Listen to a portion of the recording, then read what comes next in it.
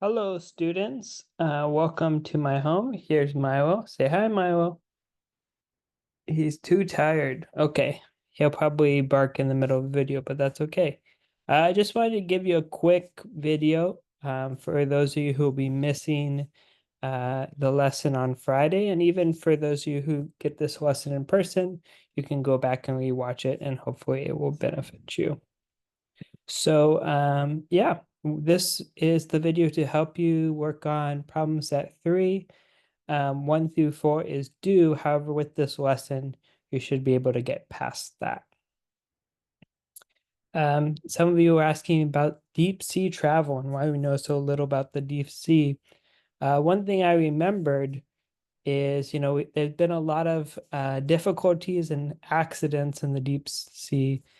Most recently, there was the Titan, which exploded and unfortunately killed all 5 people on it. And so, we continue to struggle to figure out how to explore the deep sea due to the extreme pressure down there. I think more and more we're just going to be sending probes down there. And so that might be the future of our exploration.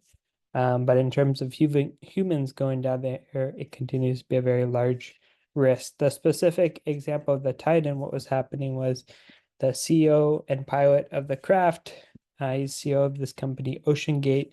He was taking a crew to see the Titanic, and then unfortunately it imploded. So yeah, deep sea travel continues to be a real difficulty.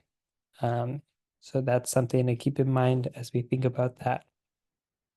Time to continue to talk about Newton's laws. So last time I told you the 3 laws: object at rest stays at rest, or object in motion stays in motion when we have no net force.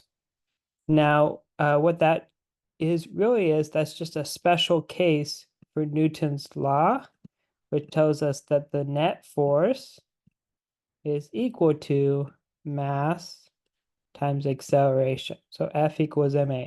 And I told you last time that force and mass are vectors. Hopefully you all remember what that means. If not, check your notes from last time.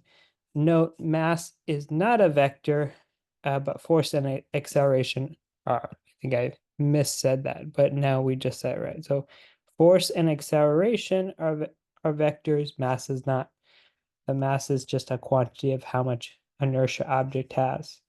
Also note that the force, sometimes you'll see this funny symbol in front of the F, that just means net force. So we add up all the individual forces. The first law is a special case. If the net force is 0, then the acceleration is 0.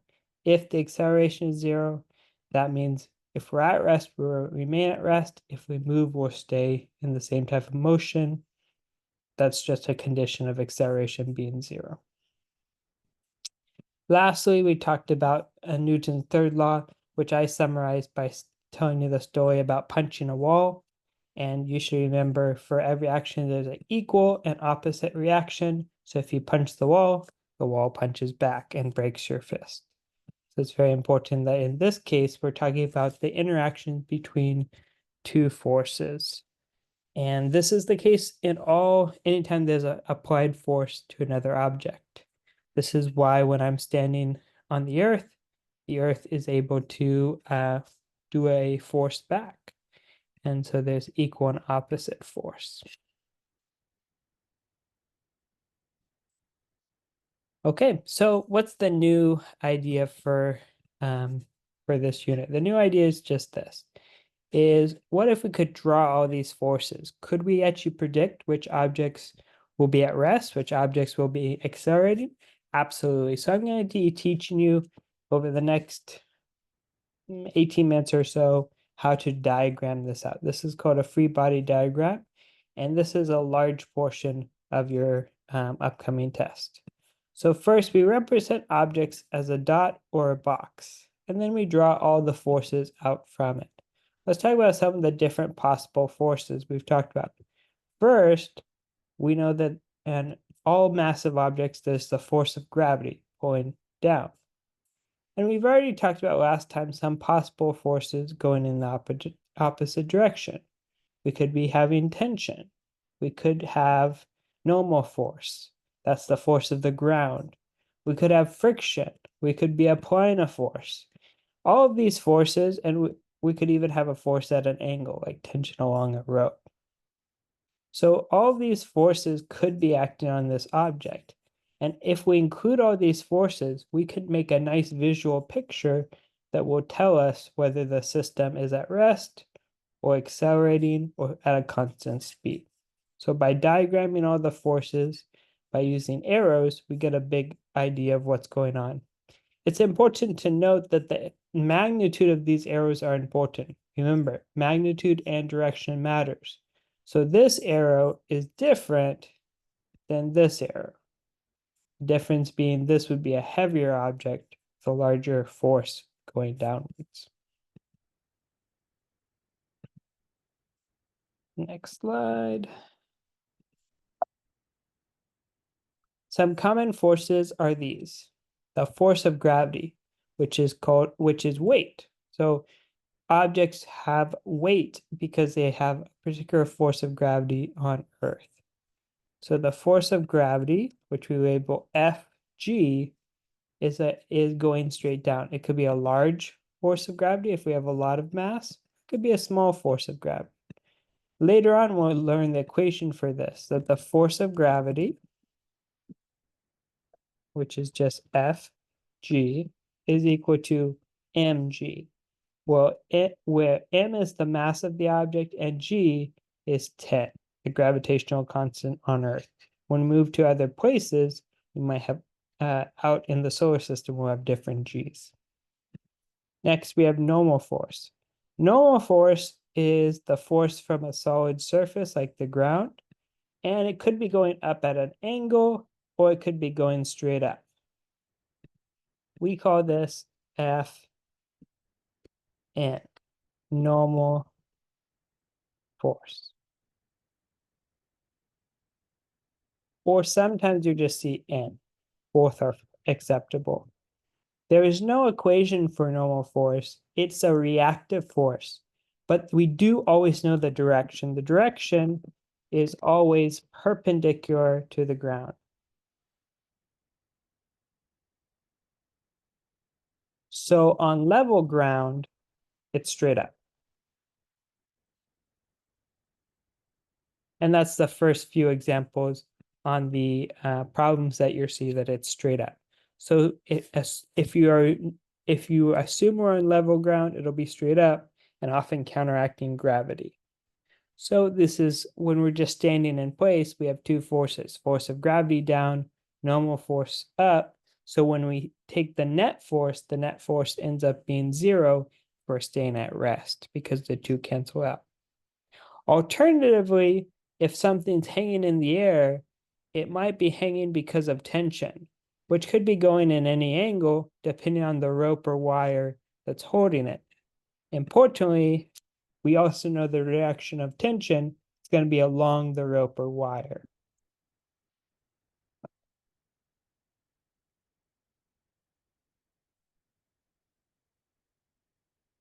Similarly to normal force, this is often a force that is counteracting the weight of an object as it is held in place. So there's often a relationship. The most simple type of relationship would be we have an object and it's being held up by a single rope straight up. In that case, the force of tension would just be equal to the weight of the object. But that's not always true. You could imagine a situation where we have 3, 4, or 5 ropes all supporting an object. In that case, each one will have part of the weight of the object or could be supporting part of the weight. Now, let's say something is starting to move. In this case, we are going to have friction. Friction is the force of the microscopic interactions between different molecules as things move. And it's dependent on the properties of the material, as Milo knows well. Right, Milo? That's right. As soon as I call him, he puts his head back down. But yeah, so it's dependent on the type of material. So for example, if we're on ice and we're moving to the right, we have a small force of friction. But if we're moving something on sandpaper, we would have a lot of friction. And again, the size of these arrows indicates the magnitude of them. We'll have an equation for friction later, as we'll find out. The last force that we're going to talk about in detail in this chapter, well, two forces. We have applied force, which is just we push or pull something directly. Let's say we have a motor or something like that. And then also we have the force of a compressed spring. If we compress a spring to the left, we have a force to the right. We stretch a spring, we'll compress the spring to the left, it'll go to the right. So it's always going to be opposite motion. More on that in a couple classes. So all of these could be forces. Again, the important thing is you have a general idea of what these forces are and how to label them. So from the top, the forces are Fg for the weight of an object, Fn for normal force, Ft for tension, Ff for friction, and Fs for spring force, sometimes also labeled as Fe for elastic force. These are how I will be labeling them going forward for clarity's sake. Let's look at some examples of how these forces could interact.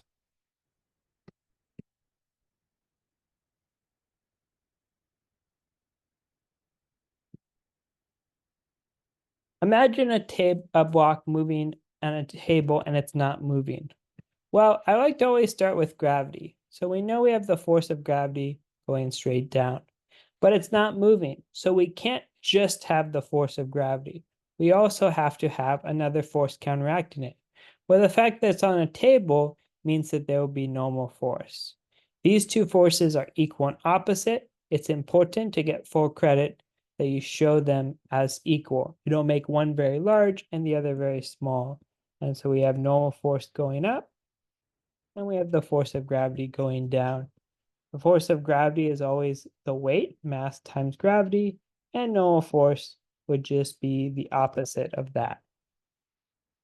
So the two will cancel out when you add them together.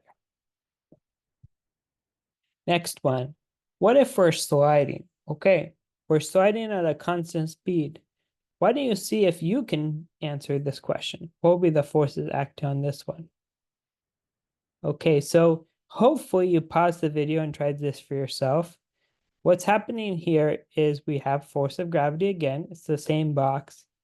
And actually, the only other force, again, is normal force, equal and opposite. Now, you might be surprised because this one is moving. But importantly, even though it's moving, it's not accelerating. Remember, if object is moving, it wants to stay at the same speed. So as long as it's a frictionless surface, it's not going to be speeding up or slowing down. This is the exact same situation as when we're not moving. It's called an inertial frame of reference, which we'll talk more about when we get to Einstein. Okay, what if we did add friction? How would we draw that? Well, let me show you. So we would have normal force going up, gravity going down, again, perfectly balancing each other. The reason why it's perfectly balanced is because we're not falling down or floating up into the air. They have to be balanced. But now we have friction, so we're slowing down. There will also be the force of friction in the opposite direction of motion. Judging by these lines, it indicates that we were moving to the right, we have a force of friction to the left. Friction is always opposite motion. If something is going to the right, friction will be to the left. Something's going to the left, friction will be to the right, etc. It's always opposite the direction of motion, also known as an anti-parallel force. Okay, let's look at the next one. And I'll do one with friction and one without. We'll do without first. How would you draw this one? Well, again, I encourage you to start with gravity. Gravity is the easiest to draw. It's straight down. Normal force here is always perpendicular, so it's actually at an angle. If you were to draw this straight up, that's not correct because it's at an angle. And if you're sliding on an incline without friction, you will have a net force because these forces do not perfectly cancel each other out, so you will have acceleration. Notice that this looks different than the first two cases where we were not accelerating. It is possible for there to be friction to resist this motion. So if there is friction, we would have another force going like this, and it's possible that the object would be going at constant speed. But in contrast to that, and I know this says no friction, so I'm just going to cover that up for you and make a note. So this will be our with friction example.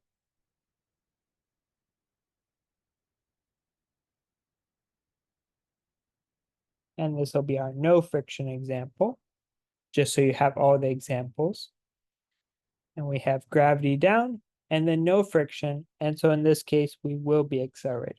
Noticing the difference between these two. In this one, it's balanced because we have three forces all balancing in 3 dimensions. This is no way to be balanced. Lastly, we could be in equilibrium. Equilibrium means that we're not moving. We always have the force of gravity, but in this case, it's held in equilibrium by the force of tension. So force of tension will be up, force of gravity will be down, and do note force of tension is going to be equal and opposite of the force of gravity. So that gives you an idea of all the forces that you're going to encounter in these problems. In most of these problems, occasionally we'll apply a force. Let's say we're driving a car and we turn it on. We're adding an extra force using the engine. So we can apply extra forces. We'll just call those F applied for applied force. But these are the main forces that you see. Let's look at a couple more examples before I go. At this point, it would be a great idea to pause the video, see if you can answer these on your own. Okay, let's see how you did. In this one, we still have gravity down. We have tension going to the left and going to the right. In this case, they all balance out. Do note the tension is not straight up, it's along the rope. So as drawn, they'll be going at some angle. Next, a ball is falling, no air drag. The only force is the force of gravity going down. Because there's no air drag, that means that gravity is acting on it straight down. We are accelerating in the downward direction.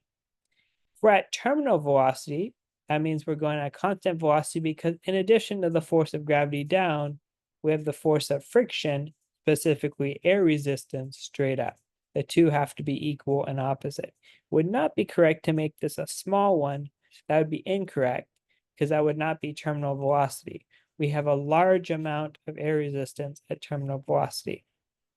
Now, it doesn't matter if we're in projectile motion. Even though we're traveling forward, as we learned last unit, we're not accelerating forward. We're still only accelerating straight down. The horizontal velocity is constant. If you forgot about that, do make sure you view that detail from last unit. Next, a box tied at a rope. We could call this either applied force or the force of tension because there's a rope involved. There is friction, so it's going to resist that motion. We also have the force of gravity going down, and we have a small normal force going up. Reason why it's smaller than gravity in this case is because we're pulling up on the rope. Normal force is a reactive force, and so it'll be small in magnitude because we're also lifting it using that rope. If our spring has been stretched, we can see comparing these two strings, this one is longer. So I infer that was stretched out to the right. It's going to want to go back to the left. Now we have two more forces acting on it. Always draw gravity.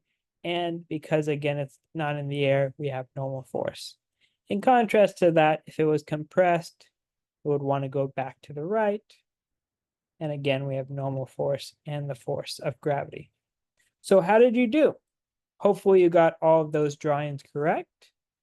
Again, from the top, tension, tension, gravity, gravity, friction, gravity, gravity.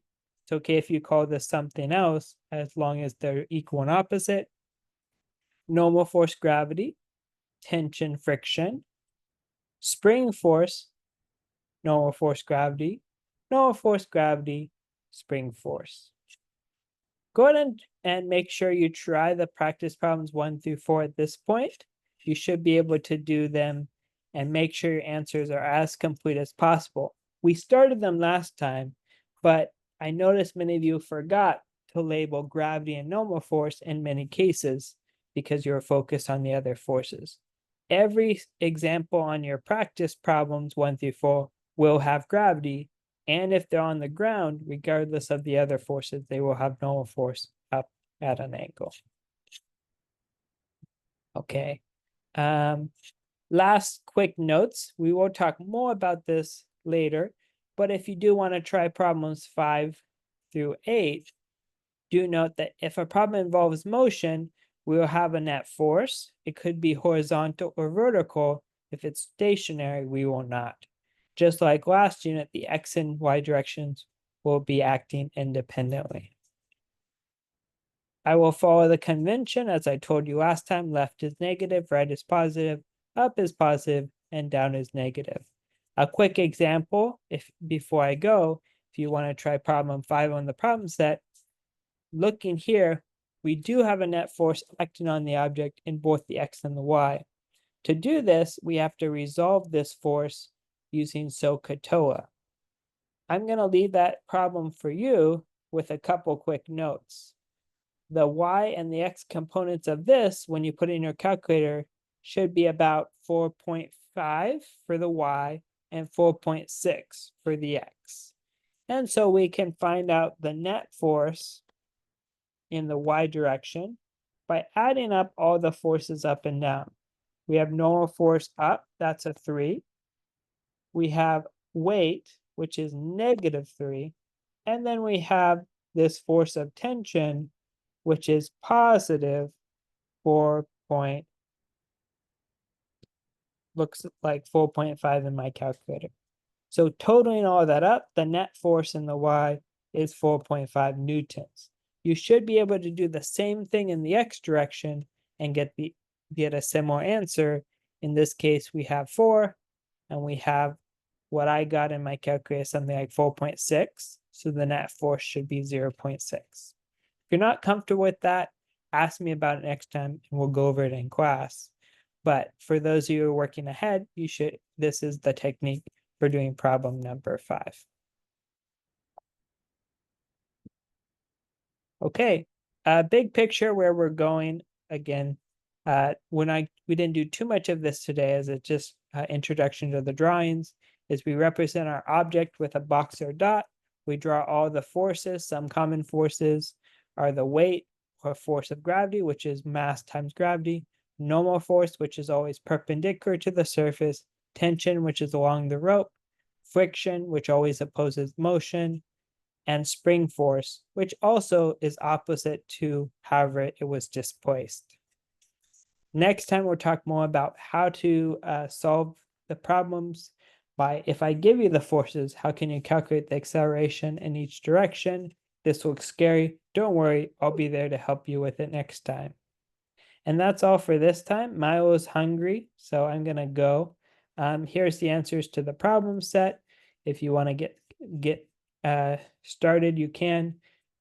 1 through 4 are required by the end of class. Please upload them to Google Classroom. And the other problems would be a great ones for you to start so that you can get a head start for next week. Next week, my goal is to get through 5 through 12. Okay, miss you all. Hope you're all doing well and have a good day.